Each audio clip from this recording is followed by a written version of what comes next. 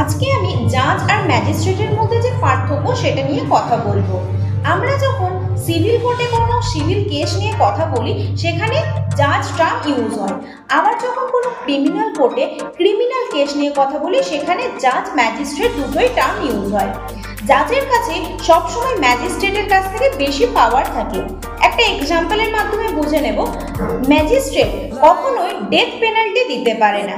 Magistrate অর্থাৎ CGM, chief judicial magistrate first class, judicial magistrate second class, এখানে magistrate term use হয় যেটাকে আমরা ম্যাজিস্ট্রেট কোর্ট বলি। আবার সেশন জাজ, অ্যাডিশনাল সেশন জাজ, এতে জাজ টার্ম ইউজ হয় যেটাকে আমরা সেশন কোর্ট বলি।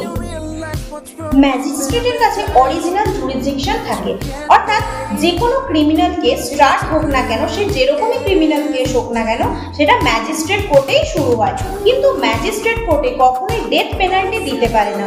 ডেথ পেনাল্টির জন্য উপরের কোর্টে অ্যাপিল করতে হয়। সেশন কোর্ট ডেথ পেনাল্টি দিতে পারে, কিন্তু তার জন্য তাকে হাইকোর্টে আন্ডার সেকশন 407 BNSS এতে কনফার্মেশন নিতে হয়।